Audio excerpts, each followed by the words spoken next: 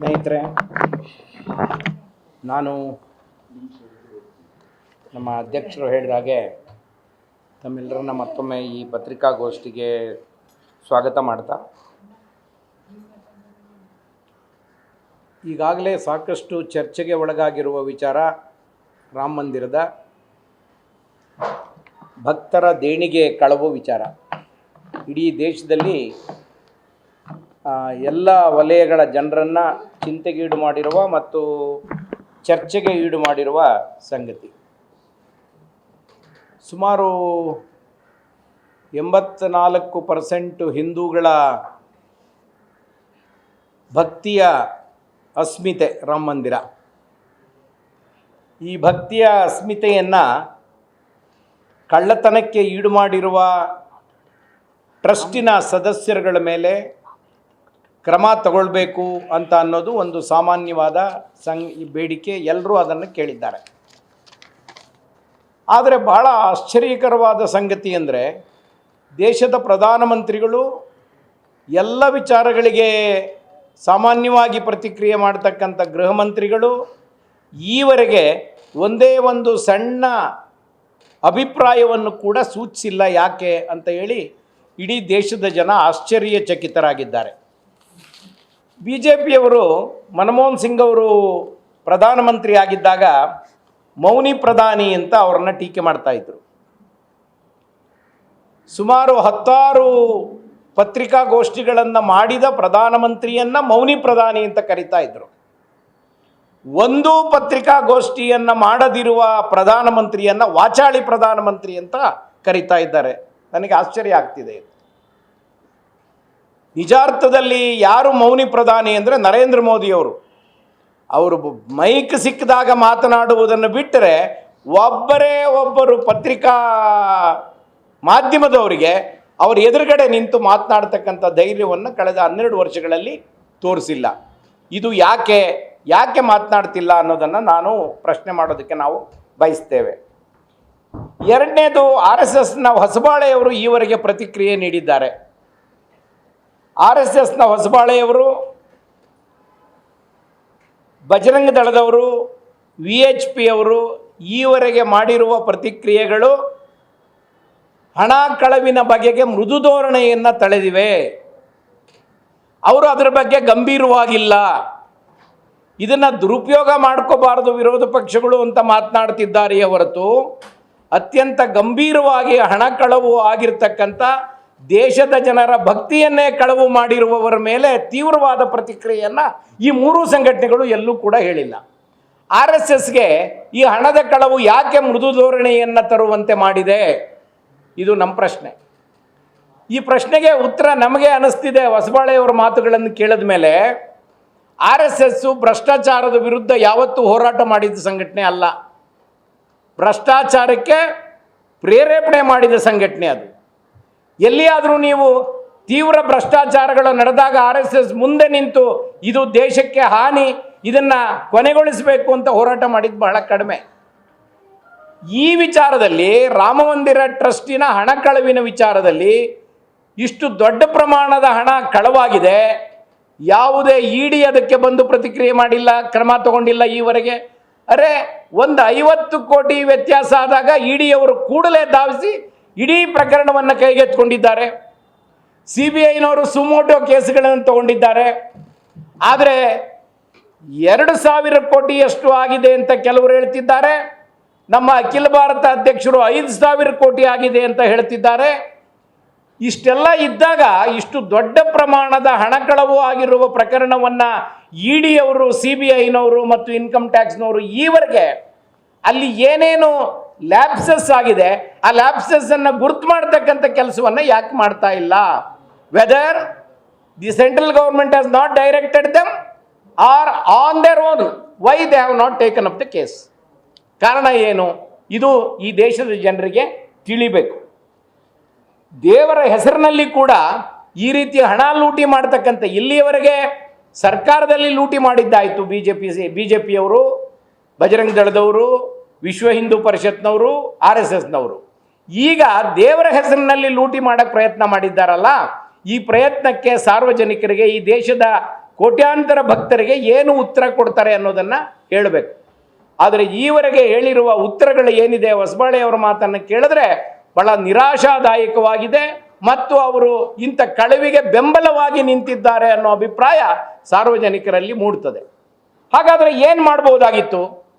ಇದು ಒಂದು ರಾಷ್ಟ್ರೀಯ ಪ್ರಶ್ನೆ, ನ್ಯಾಷನಲ್ ಪಬ್ಲಿಕ್ ಇಂಟ್ರೆಸ್ಟ್ ಇರೋವಂಥ ಕೇಸು. ಯಾಕೆಂದರೆ 31 ರಾಜ್ಯಗಳಲ್ಲಿರುವ ಜನರು ಕಾಣಿಕೆ ಕೊಟ್ಟಿದ್ದಾರೆ ಅಲ್ಲಿಗೆ, ಬರೀ ಉತ್ತರ ಪ್ರದೇಶದ ಜನ ಮಾತ್ರ ಕಾಣಿಕೆ ಕೊಟ್ಟಿಲ್ಲ.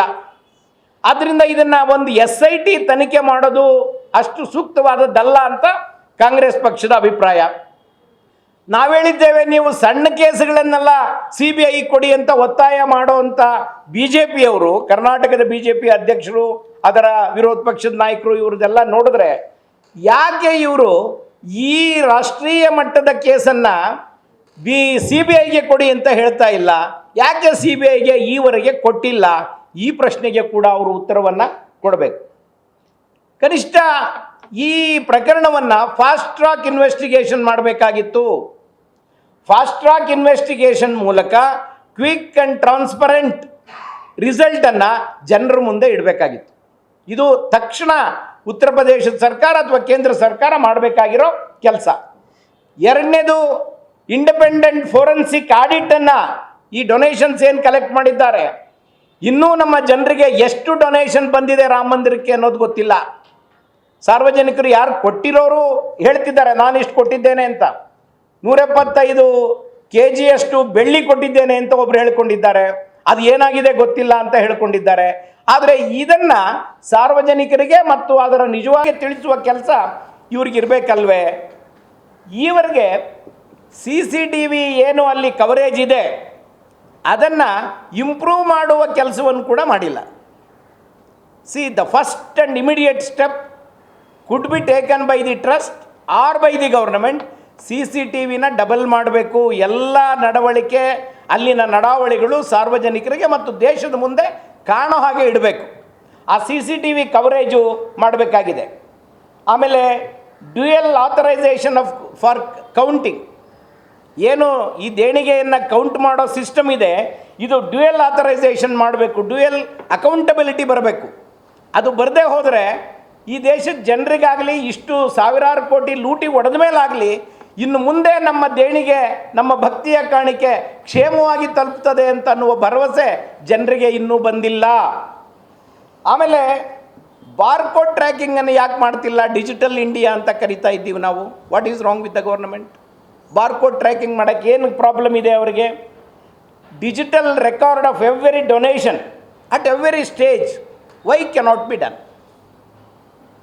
ಇಷ್ಟು ಮುಂದುವರಿದ ರಾಷ್ಟ್ರ ಮತ್ತು ಡಿಜಿಟಲಲ್ಲಿ ನಾವು ಭಾಳ ದೊಡ್ಡ ಸಾಧನೆ ಮಾಡಿದ್ದೀವಿ ಅಂತ ಹೇಳೋರು ಈ ಡಿಜಿಟಲ್ ರೆಕಾರ್ಡಿಂಗ್ ಮಾಡದೇ ಇರೋದಕ್ಕೆ ಕಾರಣ ಏನು? ಆಮೇಲೆ ಇದರ ಆಡಿಟ್ ಆಗಬೇಕಲ್ವೇ?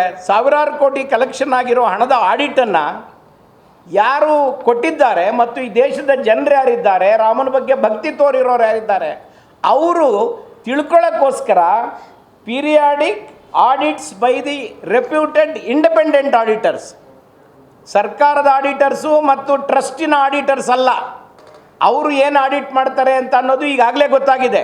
2,000 ಕೋಟಿ ಲೂಟಿ ಆಗೋವರೆಗೆ ಆಡಿಟ್ ಮಾಡಿರೋರು ಏನು ಹೇಳ್ತಾ ಇದ್ರು, ಏನು ಮಾಡಿದ್ದಾರೆ ಅನ್ನೋದು ಯಾರಿಗೂ ಮಾಹಿತಿ ಇಲ್ಲ. ಅವ್ರು ಕನಿಷ್ಠ ಇಲ್ಲಿ ಈಗ ಆಗ್ತಿದೆ, ಇದು ಓವರ್ನೈಟ್ ಆದದ್ದಲ್ಲ, ಒಂದು ತಿಂಗಳಲ್ಲಾದದ್ದಲ್ಲ, ಅನೇಕ ತಿಂಗಳುಗಳ ಕಾಲ, ವರ್ಷಗಳ ಕಾಲ ಈ ಲೂಟಿ ನಡೆದಿದೆ. ಹೀಗೆ ನಡೀತಾ ಇರಬೇಕಾದ್ರೆ what were the auditors doing, what were the systems doing? ಆಮೇಲೆ ಇಂಥ ಜಾಗಗಳಲ್ಲಿ ವಿಸಲ್ ಬ್ಲೋಯರ್ಸ್ ಇರಬೇಕು, ಅಂದರೆ ಮುಂದಾಗುವ ಅಪಾಯಗಳನ್ನು ಸೂಚನೆ ಮಾಡುವ ಜನರು ಇರಬೇಕು. ಅಂಥದ್ದಕ್ಕೆ ಅವಕಾಶ ಕೊಡಬೇಕು ಸರ್ಕಾರ. ಅದನ್ನು ಅವ್ರು ಹೇಳ್ಬೋದು, ನಾವು ನಮ್ಮ ಸಂಸ್ಥೆಯ ಮೇಲೆ ಅನುಮಾನ ಪಡೋಕ್ಕಾಗೋದಿಲ್ಲ ಅಂತ ಹೇಳ್ಬೋದು. ಆದರೆ ಅಲ್ಲಿ ನಡೀತಿರುವ ವಿದ್ಯಮಾನಗಳನ್ನು ನೋಡಿದ್ರೆ ಬರೀ ಅನುಮಾನ ಪಡೋದಲ್ಲ, ತೀವ್ರವಾದ ತನಿಖೆಯನ್ನು ಇದರಲ್ಲಿ ಕೈಗೊಳ್ಳಬೇಕಾದಂಥ ಅಗತ್ಯ ಇದೆ. ಆದ್ದರಿಂದ ಈ ಕ್ಷಣದವರೆಗೆ private reputed auditors in the country ಯಾರಿದ್ದಾರೆ ಅವರನ್ನು ನೇಮಕ ಮಾಡಬೇಕು. ಇದು ನಮ್ಮ ಒತ್ತಾಯ. ಅದು ಮಾಡದೆ ಹೋದರೆ ಮುಂದೆ ಕೂಡ ಇಂಥ ಅಪಾಯಗಳು ತಪ್ಪಿದ್ದಲ್ಲ, ಇದು ನಮಗೆ ಗೊತ್ತಿರಬೇಕು. ಇದನ್ನು ನಿಲ್ಲಿಸಬೇಕು ಅನ್ನುವ ಮನಸ್ಸು ಸರ್ಕಾರಕ್ಕೆ ಇದ್ದರೆ ಈ ಕ್ರಮಗಳನ್ನು ಕೈಗೊಳ್ಳಬೇಕು. ಆದರೆ ಇಂಥ ಮನಸ್ಸೇ ಇಲ್ಲದೆ ಇದನ್ನು ಲೂಟಿ ಹೊಡೆಯೋಣ ಅನ್ನೋ ಮನಸ್ಸಿದ್ರೆ ಅವರು ಏನೂ ಕ್ರಮ ಕೈಗೊಳ್ಳದೆ ಸುಮ್ಮನೆ ಇರ್ತಾರೆ. ಮತ್ತು ಪ್ರಧಾನಮಂತ್ರಿಗಳು ಒಂದು ಅಕ್ಷರವನ್ನು ಇದರ ಬಗ್ಗೆ ಮಾತನಾಡದೆ ತಮ್ಮ ಮೌನಕ್ಕೆ ಮತ್ತೆ ಮತ್ತೆ ಮತ್ತೆ ಮತ್ತೆ ಜಾರ್ತಾರೆ.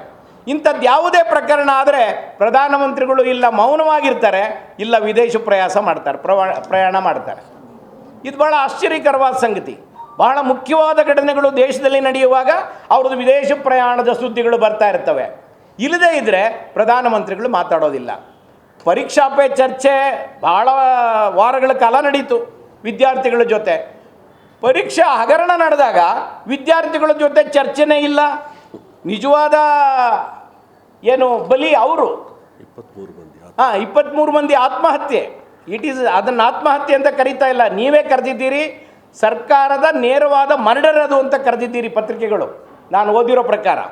ಅಂಥ ಸಮಯದಲ್ಲಿ ಪ್ರಧಾನಮಂತ್ರಿಗಳು ಮಾತಾಡೋದಿಲ್ಲ, ಮೌನಕ್ಕೆ ಜಾರ್ತಾರೆ.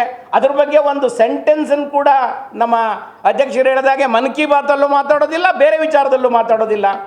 ಆಮೇಲೆ ಅದರ ಮಂತ್ರಿ ಕೂಡ ಒಂದು ಚಕಾರ ಎತ್ತಿಲ್ಲ ಈವರೆಗೆ. ಧರ್ಮೇಂದ್ರ ಪ್ರಧಾನ್ ಅವರು ರಾಜೀನಾಮೆ ಕೊಡಬೇಕು ಅಂತೇಳಿ ದೊಡ್ಡ ಹೋರಾಟ ನಡೀತಿದೆ ದೇಶದಲ್ಲಿ. ಆದರೆ ಅವರು ಸುದ್ದಿ ರಾಜೀನಾಮೆ ತಗೊಳ್ತೀವಿ ಅಂತ ಹೇಳಬೇಕು, ಇಲ್ಲ ರಾಜೀನಾಮೆ ತಗೊಳ್ಳೋದಿಲ್ಲ ಇಂಥ ಕಾರಣಕ್ಕೆ ಅಂತ ಹೇಳಬೇಕು. ಅದನ್ನು ಕೂಡ ಮಾಡೋದಿಲ್ಲ.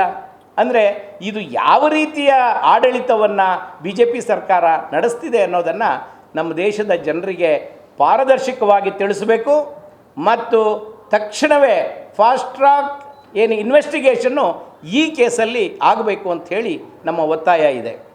ಇದರಲ್ಲಿ BJP, ಬಜರಂಗ ದಳ, RSS ನಾನು ಆಗಲೇ ಹೇಳಿದಾಗೆ ಸಂಪೂರ್ಣವಾಗಿ ಬೆತ್ತಲಾಗಿ ನಿಂತಿವೆ. ಅವರು ಯಾವುದೇ ಸಂದರ್ಭದಲ್ಲಿ ಕಠಿಣವಾದ ನಿರ್ದಿಷ್ಟವಾದ ನಿರ್ಧಾರವನ್ನು ಈ ವಿಚಾರದಲ್ಲಿ ತೆಗೆದುಕೊಂಡಿಲ್ಲ. ನನಗೆ ಭಾಳ ಆಶ್ಚರ್ಯ ಆಗೋದು RSSನ ಭಾಗವತರು ಈವರೆಗೆ ಮಾತಾಡದೇ ಇರೋದು. ಇಂಥ ದೊಡ್ಡ ಭಕ್ತಿಯ ಕೇಂದ್ರವೊಂದರಲ್ಲಿ ನಡೆದಿರುವ ಅವ್ಯವಹಾರವನ್ನು ಕುರಿತು ಅವರು ಮಾತೇ ಆಡೋದಿಲ್ಲ ಅಂತ ಅಂದರೆ ಏನರ್ಥ? ಅದು ಪ್ರಧಾನಮಂತ್ರಿ ಮಾತಾಡೋದಿಲ್ಲ, ಭಾಗವತರು ಮಾತಾಡೋದಿಲ್ಲ, ಬಜರಂಗ ದಳ ಇತ್ಯಾದಿ ಸಂಘಟನೆಗಳ ಮುಖ್ಯಸ್ಥರು ಮಾತಾಡೋದಿಲ್ಲ, ಅವರು ವಾರಸ್ದಾರರು ಮಾತಾಡೋದಿಲ್ಲ. ಹಾಗಾದರೆ ಯಾರು ಮಾತಾಡಬೇಕು? ವಿರೋಧ ಪಕ್ಷದವ್ರು ಮಾತನಾಡಿದ್ರೆ ಅವ್ರ ಮೇಲೆ ಟೀಕೆ ಮಾಡೋದು. ನೀವು CBIಗೆ ಯಾಕೆ ಕೇಳ್ತೀರಾ ಅಂತ ಅಂತಾರೆ ಇಲ್ಲಿನ ಅಧ್ಯಕ್ಷರು. ನಮ್ಮ ಕರ್ನಾಟಕದ ಅಧ್ಯಕ್ಷರು ಹೇಳ್ತಾರೆ, CBIಗೆ ಯಾಕೆ ಕೇಳ್ತೀರಾ, ನೀವು ಕೊಟ್ಟಿದ್ದೀರಾ ಅಂತ. ನಾವು ಕೊಟ್ಟಿದ್ದೀವಿ ಕೊಟ್ಟಿಲ್ಲ ಅದು ಪ್ರತ್ಯೇಕವಾದ ಚರ್ಚೆ. ಆದರೆ ಇದು CBI ಕೊಡಬೇಕಾದ ಕೇಸ ಅಲ್ವಾ ಅನ್ನುವ ಕಾಮನ್ ಸೆನ್ಸ್ ಇರಬೇಕಲ್ಲ ಒಬ್ಬರಿಗೆ. ಒಂದು ಸಂಘಟನೆ ನಡೆಸೋರಿಗೆ, ಒಂದು ರಾಜಕೀಯ ಪಕ್ಷ ನಡೆಸೋರಿಗೆ ಇಷ್ಟು ಸಂಗತಿಗಳನ್ನು ನಾವು BJP ಆಡಳಿತಕ್ಕೆ ಕೇಳ್ತಾ ಇದ್ದೇವೆ. ಅವರು ಉತ್ತರಿಸಬೇಕು ಮತ್ತು ಸುಧಾರಣೆಯನ್ನು ತರಬೇಕು. ಉತ್ತರಿಸೋದು ಸೆಕೆಂಡ್ರಿ, ಆದರೆ ಈ ಪ್ರಕರಣದಲ್ಲಿ ಸುಧಾರಣೆ ತರದೆ ಹೋದರೆ ಈ ಲೂಟಿ ಮುಂದುವರಿಯುತ್ತದೆ ಅನ್ನುವ ಅನುಮಾನ ಕೋಟ್ಯಾಂತರ ಭಕ್ತರಿಗೆ ಇರ್ತದೆ. ಆ ಭಕ್ತರಿಗೆ ಇಂಥ ಅನುಮಾನದ ಹುತ್ತದಲ್ಲಿ ಅವರನ್ನು ಇಡಬಾರ್ದು ಅಂತ ಅನ್ನೋದು ನಮ್ಮ ಉದ್ದೇಶ.